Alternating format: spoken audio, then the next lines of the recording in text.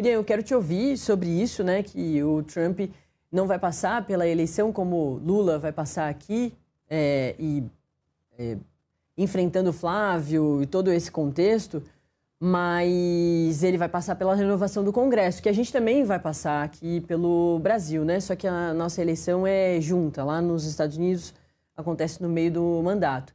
Mas, para além disso, queria só adicionar mais um ponto nessa história toda, porque aqui para as eleições brasileiras a coisa econômica vai pegar, as pesquisas já mostram isso, que as pessoas, claro, a economia sempre, quando mexe com o bolso, isso sempre afeta. Então, o fim da taxa das blusinhas já tem ajudado o presidente Lula a performar melhor na aprovação, pelo menos do governo dele, a isenção do IR, tem ali outras questões econômicas. Também a reciprocidade, que vem a coisa o tarifaço, com soberania nacional, ok.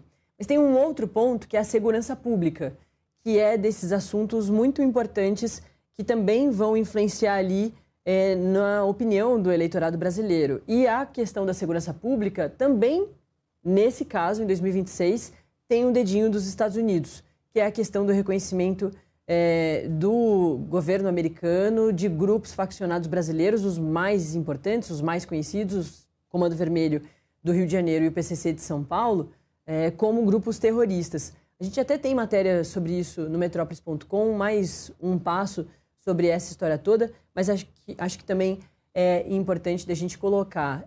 Os Estados Unidos disseram que o PCC e o Comando Vermelho podem ser alvos de operações militares americanas.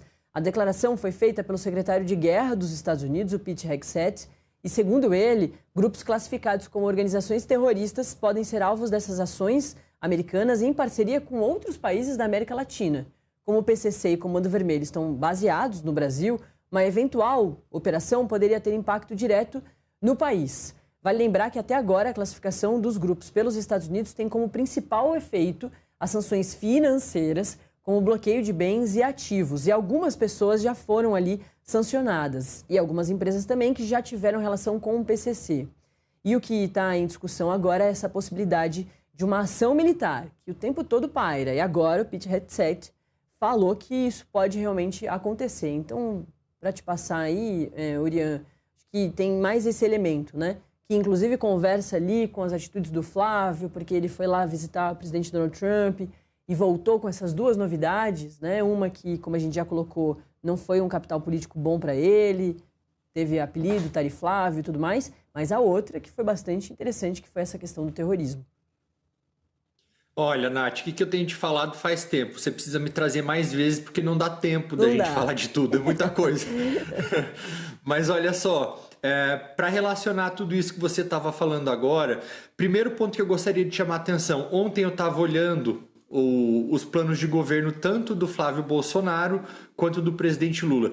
Me chama a atenção que no plano do Flávio Bolsonaro, que tem 76 páginas, eu estou com ele aberto aqui, a partir da página 13... ele tem uma seção que fala assim, terrorista vai ser tratado como terrorista. Então ele está basicamente iniciando toda essa parte de segurança pública, adotando um discurso que basicamente ele é feito nos Estados Unidos e que é bastante curioso, porque, ok, eu concordo que terrorista tem que ser tratado como terrorista. O problema é quando você trata criminoso como terrorista, porque você está aí na prática dando um remédio errado, dando um tratamento errado para outra doença. Então isso não resolve o problema, mas é claramente uma tentativa de se alinhar ao Donald Trump na questão da segurança pública. E por outro lado, o que me chama a atenção, e agora eu estou abrindo aqui o plano de governo do presidente Lula, um dos últimos pontos, inclusive o 13º, que é o último, né, ali no índice do plano de governo dele, ele termina assim, que é o último de todos. Ele fala: defender a soberania nacional e o protagonismo internacional do Brasil. Ou seja, ele encerra seu plano de governo basicamente com essa soberania que a gente ouviu falar dela até agora e batendo de frente com aquilo que o Donald Trump tem feito aqui contra o Brasil, contra a América Latina. Então, só para chamar a atenção que essa presença norte-americana, ela tem inclusive ajudado a moldar os planos de governo dos dois principais candidatos. Sobre a possibilidade de operações militares contra o Brasil, eu vejo que essa classificação, ou até mesmo essa fala do Pete Hegseth, não significa necessariamente que algo vai acontecer, tá? Uma designação de uma organização criminosa, como é o caso do PCC, como é o caso do Comando Vermelho, não é automaticamente uma autorização para o uso da força, porque eles são regimes jurídicos diferentes. Não existe uma ligação automática entre entrar na lista de organizações terroristas e se tornar um alvo militar legítimo, porque o uso da força em o território de outro país, ele exige uma justificativa adicional no direito internacional.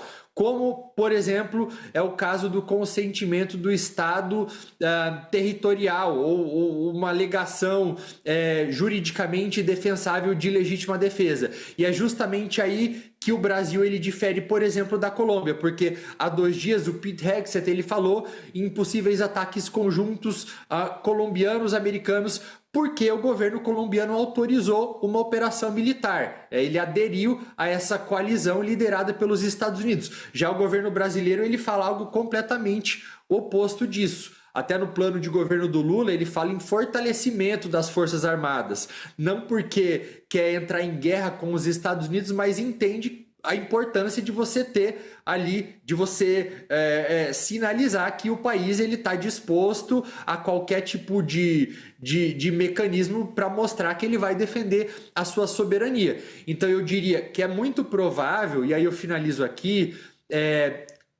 por parte dos Estados Unidos, operações de inteligência, investigações extraterritoriais. Agora, ataques militares unilaterais contra o território brasileiro, isso eu diria que é extremamente improvável. Perfeito. Brian, para me despedir de você, eu queria só falar de mais um assuntinho internacional, de um país que você já mencionou aí nessa última resposta, Colômbia.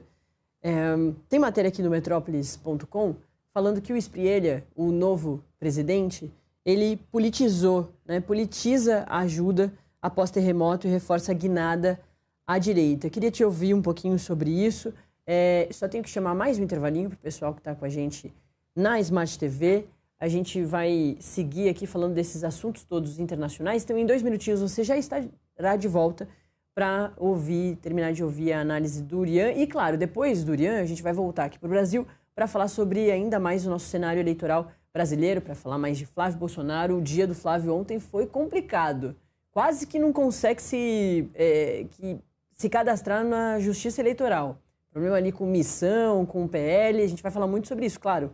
E outros pontos.